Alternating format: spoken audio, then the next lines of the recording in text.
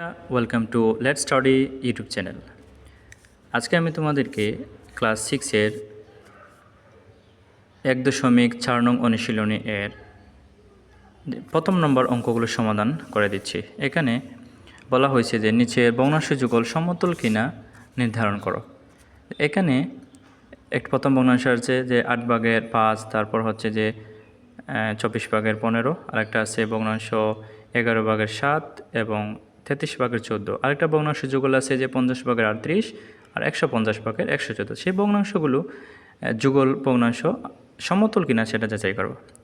সমতল যাচাই করার জন্য একটা সিস্টেম আছে যে যদি ওই ভগ্নাংশগুলো একই সংখ্যা দ্বারা ভাগ করা হয়, একটা আছে। আরেকটা সহজ একটা নিয়ম আছে যে এই প্রথম ভগ্নাংশের লব এবং দ্বিতীয় ভগ্নাংশের হর যদি আমরা গুণ করি এবং প্রথম ভগ্নাংশের হর এবং দ্বিতীয় ভগ্নাংশের লব যদি আমরা গুণ করার পর যদি একই রকম সংখ্যা বের হয় বা সমাধান হয়, তাহলে সেটা সমতল ভগ্নাংশ হবে। যেমন এখানে আমরা যদি 5 আর 8 24 আমরা কি করছি, গুণ করছি, তারপর 8-এ ওই প্রথম ভগ্নাংশের যে হর যেটা আছে ওইটা এবং দ্বিতীয় ভগ্নাংশের লব আমরা গুণ করছি, গুণ করার পর 120 বের হয়েছে। 120 উভয়টারে 120 বের হয়েছে। সুতরাং এই ভগ্নাংশ যুগলটা সমতল ভগ্নাংশ।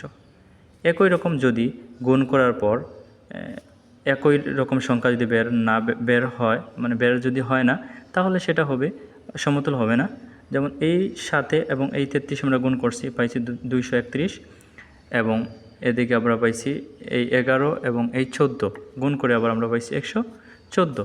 তো এই 154 পাইছি। তাহলে এই দুইটা সংখ্যা আবার একই রকম নয়। সুতরাং সেটা এই দুইটা ভগ্নাংশ যুগল, অর্থাৎ এই ভগ্নাংশ যুগলটা কি নয়, সমতল নয়। খুব সুন্দর একটা সহজ একটা সিস্টেম। যে মনে করো এই গ নম্বর একটা দিছে, মানে 50/38, 150/114, সেই ভগ্নাংশ যুগল সমতল কিনা সেটা যাচাই করার জন্য আমাদেরকে সেম একই নিয়ম অ্যাপ্লাই করতে হবে। যে 38 এবং 150 গুণ করছি, আমরা পাইছি কি যে 5700, এবং আবার 50 এবং ওই 114 আমরা গুণ করছি, গুণ করার পর পাইছি 5700। সেই 5700 5700 একই সংখ্যা। সুতরাং এই ভগ্নাংশের যুগলটা হচ্ছে সমতল। আমরা যদি লঘিষ্ঠ করি, মানে আমরা যদি এগুলো লঘিষ্ঠ করি, তাহলে একই রকম উত্তর বের হবে।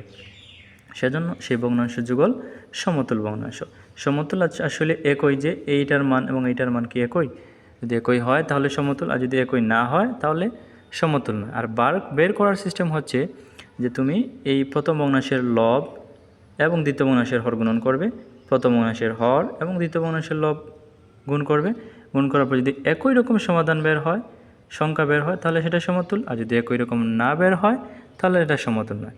আজকের ক্লাস এই পর্যন্তই।